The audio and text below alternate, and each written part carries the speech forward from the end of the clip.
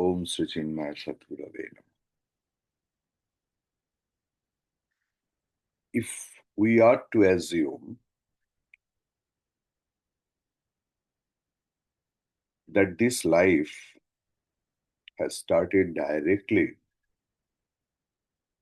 from Him, then we will be forced to assume that the Creator, in His omnipotence and might, and like any mortal king, dispenses his favors according to his whim and fancy, sometimes justly and often unjustly, always partial and inconsistent. He is no God at whose feet a devotee can offer his heart of love in total surrender and devotion. And there is no religion in the world wherein we have the conception of a God who is cruel, partial, unjust, and mad in his lustful powers.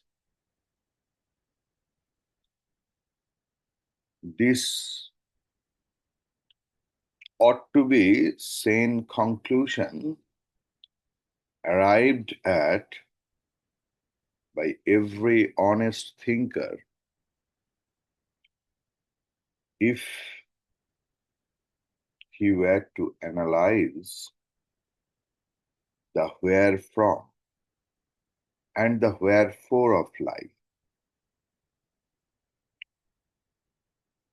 Had it not been for the karma done in the past,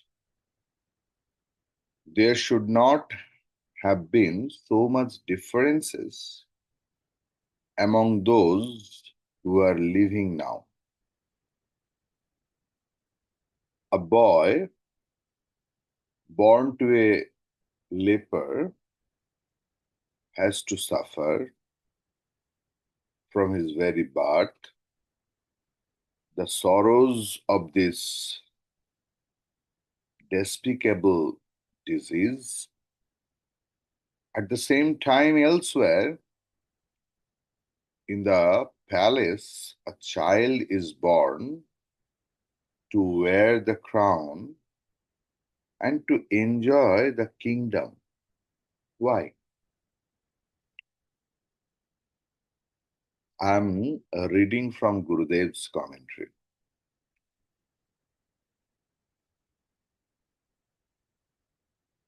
The stanza now under review hints at the sublime truth that our present existence is not a mere accidental happening, but is a measured link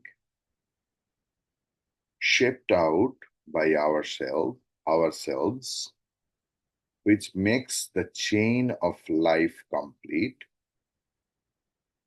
connecting the dead past with the unborn future.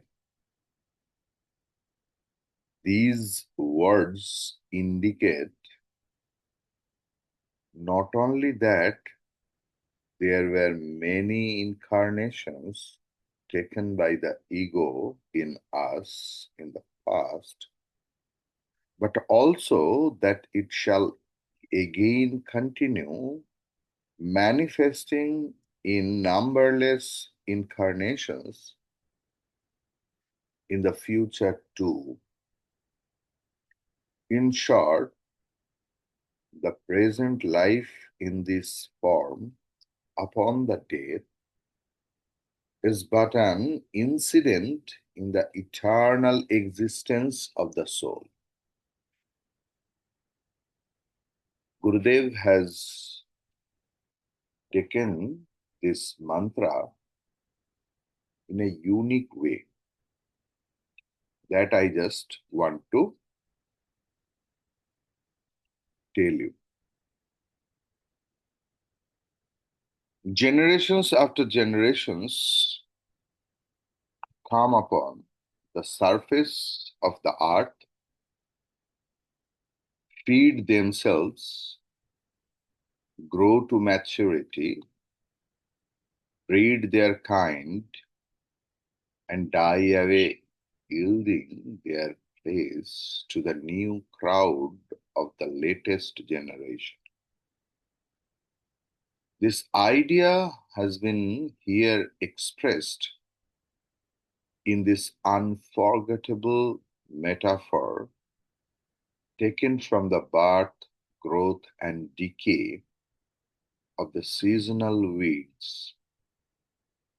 Weeds grow up during the rainy seasons and soon thrive themselves to flower forth, and in a couple of months they fulfill themselves in their seeds and die away. Likewise, man just yield his place for his children to flourish. Nachiketa is here hinting to his father that life must necessarily end after a period of existence, and that compared to the endless time, the lifespan of an individual ego living on this globe is but momentary. The general import suggested is that when life is so fleeting, why should one stoop down to perpetrate adharmas tempted by one's own delusions and false attachments? This is indeed a very strong argument raised by the son to help his father to come to a final decision and allow the youngster to leave for the palace of death and thus thereby fulfill the idler words of the father. Besides, Nachiketa discusses with his father the correct way of discriminating between dharma and adharma during moments of high tensions in life. Many are the moments when a faithful seeker feels lost on the path of life, not knowing what is dharma and what is adharma. At such moments of Arjuna Sthiti, the advice that the Shruti gives us is remember how our forefathers acted. Consider also how other sages and holy men of the day now act. This is a very significant advice which is to be noted by all true seekers. At moments of moral and ethical challenges in our lives, it is not always possible for all of us to keep cool and bring our senses of judgment and discrimination to work out the pros and cons and to provide us with a final verdict as to the right mode of action which we are to pursue. Here is then the practical tip for the aspirant. At such moments, we are to consider how the great masters of old acted under similar circumstances. Maybe the occasion that has arisen for us to react is one which was unknown in the days of yore. For example, traveling in a crowded tram is certainly an occasion possible today, but a parallel of which we may miss in the records of the past. And so, how to act in a tram, or what are the dharmas to be followed in a tram, are to be known and copied from those noble ones who are living and acting today. Consider also how others act now. Thus, with a reference to the chaste actions of the great ones of the past and the present, we can always instruct ourselves upon what is good and what is bad. Now, mantra number 7. Vaishvanarah pravishati, Vaishvanara pravishati, Atithir brahmano grihan, Atithir brahmano grihan, Tasyaitam shantim kurvanti, Tasyaitam shantim kurvanti, Haravaiva svatodakam, Haravaiva svatodakam. Vaishvanara pravishati, Atithir brahmano grihan,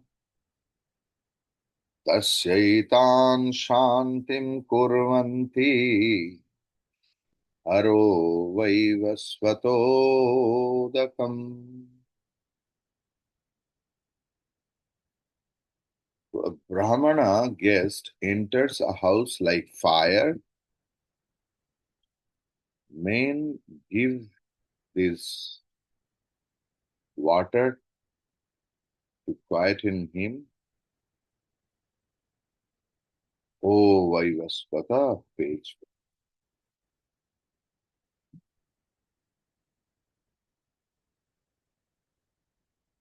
Vaivasvata, he Surya Putra. Vaishvanaraha, Swayam Agnidev. Brahmanaha Atithihi.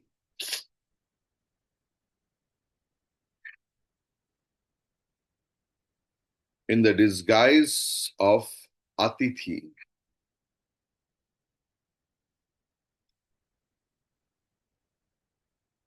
in the disguise of guest. Grihan, गृहस्थ के घर में प्रविशति, प्रवेश करते हैं. तस्य मतलब जो साधु संत महात्मा कुछ भी हो, उनके ईताम इसी रूप में, मतलब पाद्य, अर्घ, आसन, आप उसे शांति दान कीजिए। शांतिम कुर्वन्ति, करते हैं। सो उदकम हर, उनका हाथ धोने की जल लेके जाइए।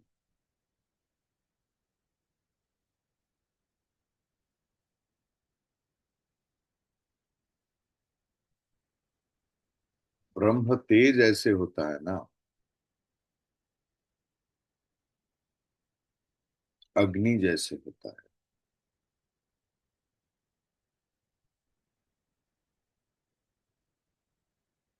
The one who maintains 100% celibacy, 100% celibacy. What does it mean? Total brahmacharya. ब्रह्मचर्य का मतलब सिर्फ ये नहीं कि those who don't mingle with the opposite gender, it is not. ऐसे गलत फहमी में मत रहिए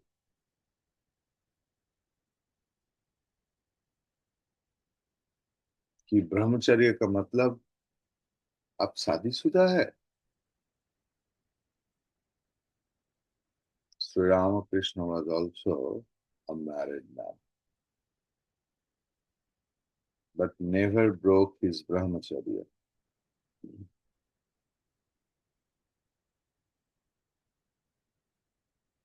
ब्रह्मचारी वही है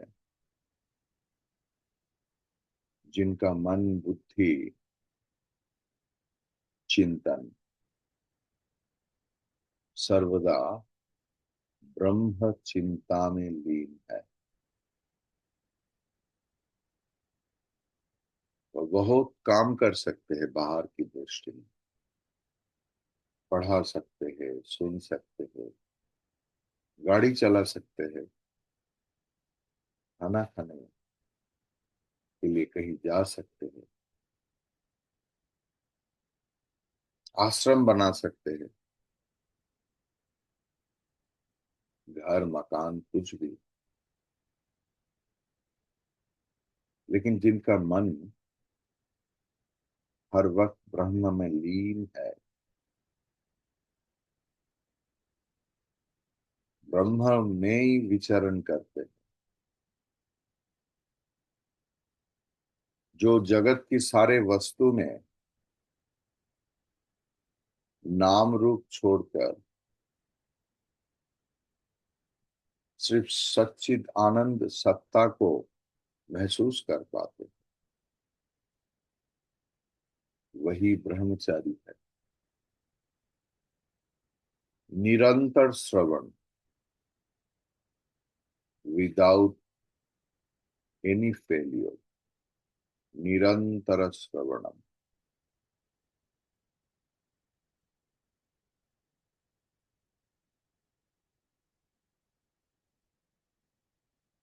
और उस श्रवण के समय ही मनन,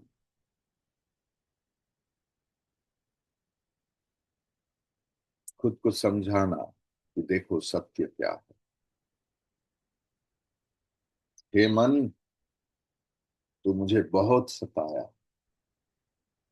बहुत भटकाया, इधर उधर ले जाके, सुख के नाम पर बहुत दुख दिलाया आज तक,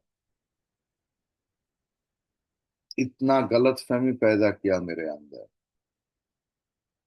कि अगर तुम ये करोगे तो ये होगा, ये करोगे तो वो होगा। कुछ नहीं हुआ, अंत में सिर्फ दुख दुख दुख दुख दुख मिला।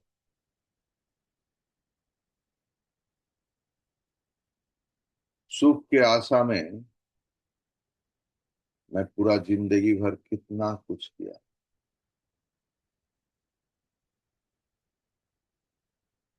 कहाँ कहाँ ना भटका, थोड़ा सा सुख मिला। अगर ये नहीं मिलता पहले से ही तो मुझे पता चल जाता कि इसमें सुख नहीं है, लेकिन बस और नहीं। अब मुझे पता चल गया कि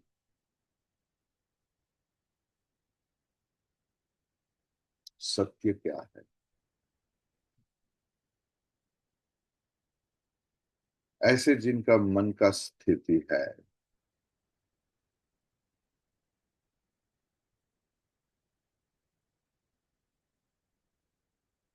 शास्त्र बोल रहे हैं, यो व्यक्ति ज्वलंत साक्षात सूर्य जैसे है, प्रकाशमान।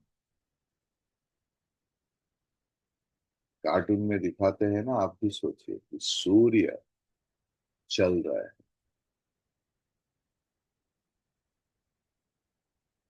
सूर्य के स्वभाव ही प्रकाश है।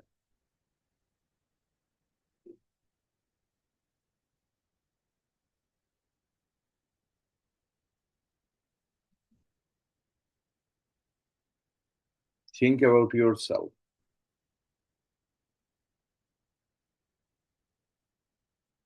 Give birth to Nachiketa within. You are Nachiketa.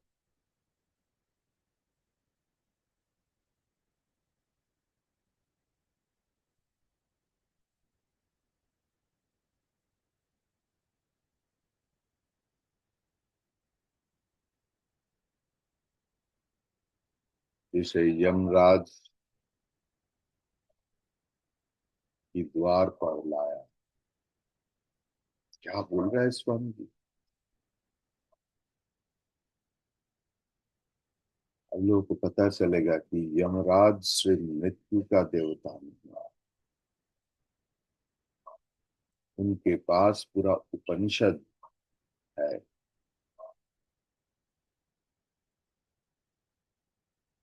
Yamraj उनके लिए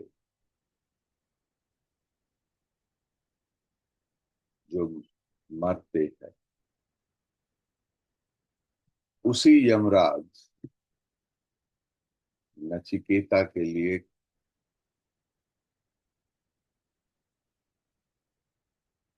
परम दयालु, परम कृपालु एक गुरु है।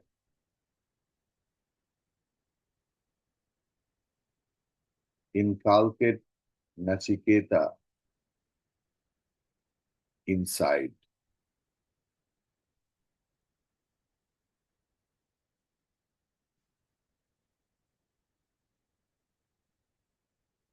आज ब्राह्मण के रूप लेकर एज ई साक्षात सूर्य देवता गृह में आए हैं, किसी को कुछ बिना बताए, किसी को पता नहीं है, इसीलिए वो अतिथि है। अतिथि का very very poor English translation is guest.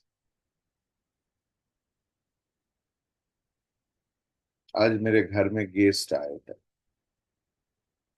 तो आपको पता नहीं था? हाँ जरूर स्वामी जी, 15 दिन पहले ही बात हो गया। फोन में ही बोल दिया था आ जाओ। उन्होंने भी बोल दिया कि मैं 10 बजे आ जाऊंगा। ये गेस्ट हो सकता है लेकिन अतिथि नहीं। अतिथि तो वो है जो बिना बुलाए बिना बताए आ जाते हैं, और इन ऑड टाइम। ऑड टाइम मतलब समझिए, अरे जिनको आज हमारे मन स्थिति ऐसा है, जिनको बिना बुलाए और जो बिना बताए कभी भी आ जाए, वो ऑड टाइम फॉर मी। लेकिन हमारी संस्कृति ऐसे नहीं। और गृहस्थ की मंगल के लिए घर में कभी भी कोई भी संत महात्मा कोई भी आए तो जरूर उनको बैठने का जगह, हाथ पैर धोने का जल, थोड़ा कुछ फल, उनका जो पसंद है अगर आपको पता है तो वो, और दक्षिणा। ये हमारे शास्त्र विधि है गृहस्थ की मंगल के लिए। भगवान शंकराचार्य जी लिख रहे थे आपने भाष्य में।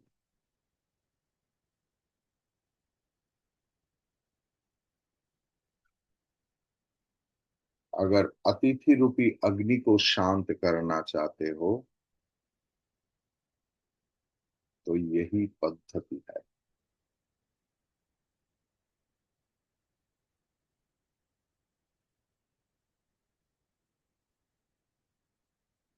यमराज घर में आए और उनका वाइफ टोकने लगे, तुम्हारा कोई कांडोग्यन नहीं है।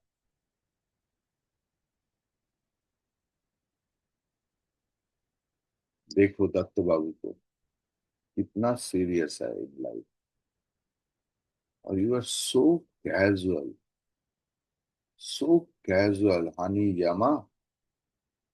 3 दिन एक बच्चा ऐसे करके बिना खाए पिए बैठे हुए हैं, और आप घूम रहे हैं दोस्त के साथ, और बोल दिया काम पे गया, एक फोन नहीं कुछ नहीं कि मैं तुम्हें बता दूं। अपने मोबाइल फोन को भी स्विच ऑफ करके रखा है। एंड सी, 3 दिन ये बच्चा घर की बाहर बैठे हुए हैं, आपके इंतजार कर रहे हैं। और मैंने कितना कुछ लेके गया लेकिन उन्होंने स्वीकार नहीं किया, क्योंकि उन्होंने, उस बच्चे ने बताया मैंने व्रत लिया है, जब तक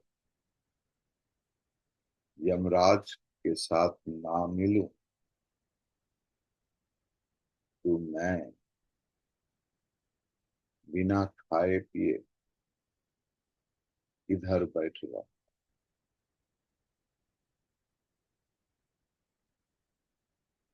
हे सूर्य पुत्र यमराज, ओ माय बिलव्ड यमो,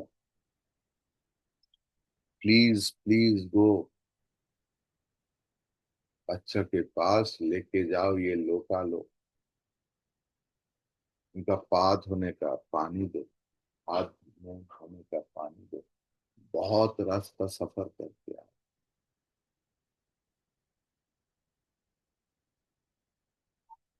उनको अर्घ्य दो, कुछ गिफ्ट वगैरह दो, कुछ भी।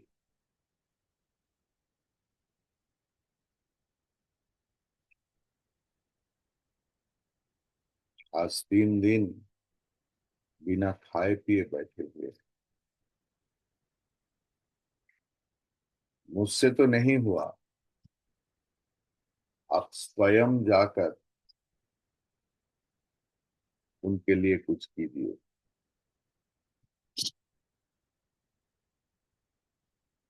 जिनके घर में कोई ब्राह्मण उपवासी रहते हैं,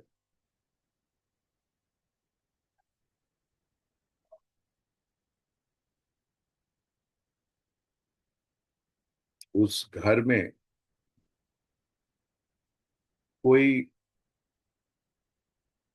उनका कभी विशेष फुलफिल नहीं होता, उनका घर में प्रेयर्स कभी आंसर्ड नहीं होता, शास्त्र बोल रहा है।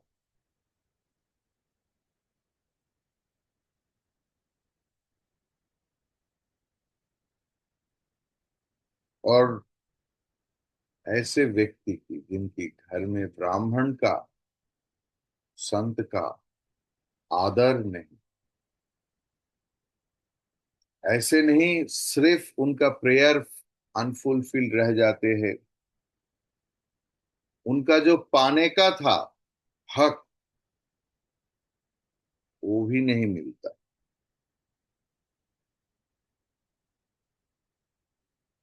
सिर्फ पाने के आशा में ही ऐसे व्यक्ति अपना दिन गुजारते थे।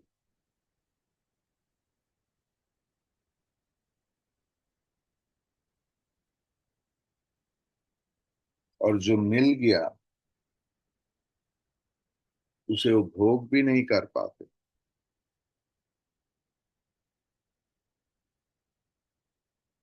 उनका बातों में सत्यता नहीं रहता।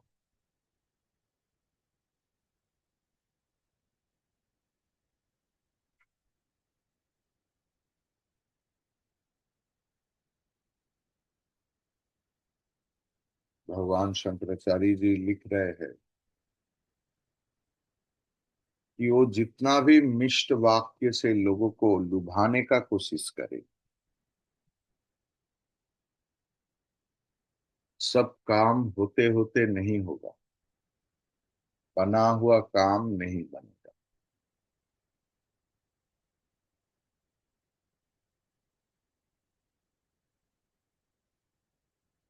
उनका किया हुआ पहले का शुभ कर्म भी फल दान करना बंद कर देता।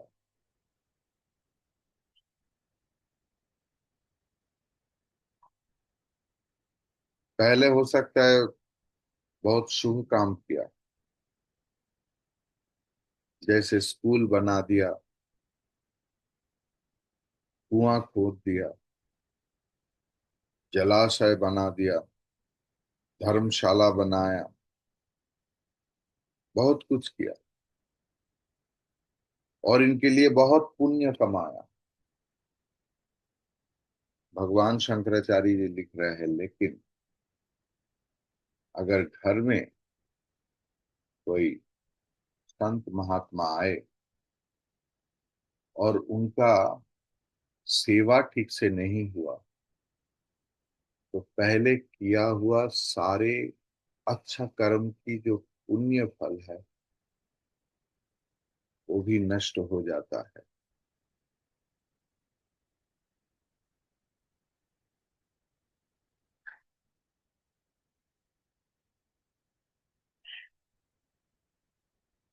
पत्नी ने बोलने लगा, अरे भाई, पूरा जिंदगी भर तुम मेरे बात नहीं सुना, इसीलिए तुम्हारा प्रमोशन भी नहीं हुआ।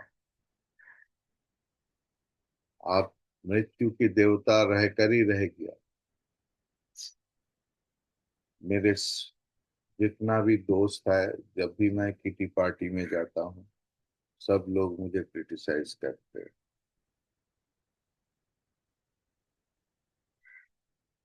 तू तो मृत्यु का पत्नी है।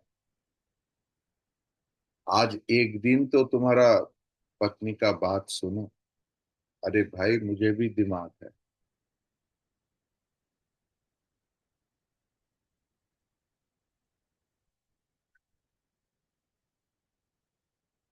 यमराज वाइफ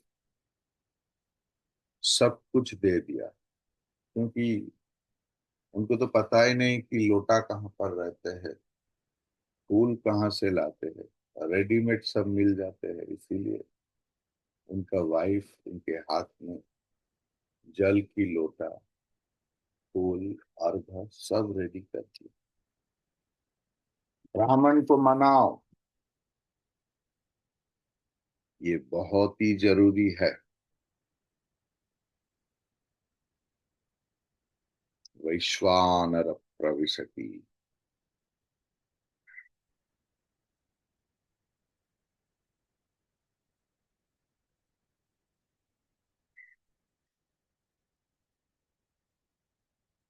और पुत्र का अनुमति भी मिला था, क्योंकि पिताजी को उन्होंने बहुत समझाया। तो ऐसे नहीं कि पिता की बिना अनुमति में चला है, अनुमति भी उनका मिल गया था। क्योंकि पुत्र का सत्य परायण था, सत्य के लिए कुछ भी त्याग करने के लिए प्रस्तुत है। यही सत्य परायण का दृढ़ व्रत, जो व्रत लिया है उनके लिए शरीर चला जाए तो चला जाए। कितने बार ये शरीर मैंने धारण किया और छोड़ा।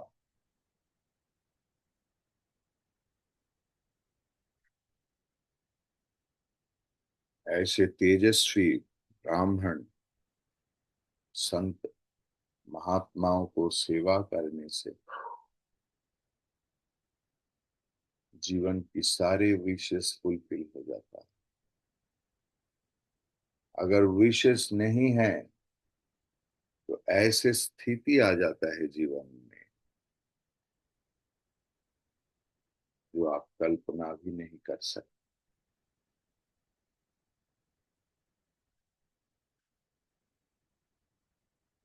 संत महात्मा ब्राह्मण सेवा की ऐसे ही फल है, ये वेद में बताया है।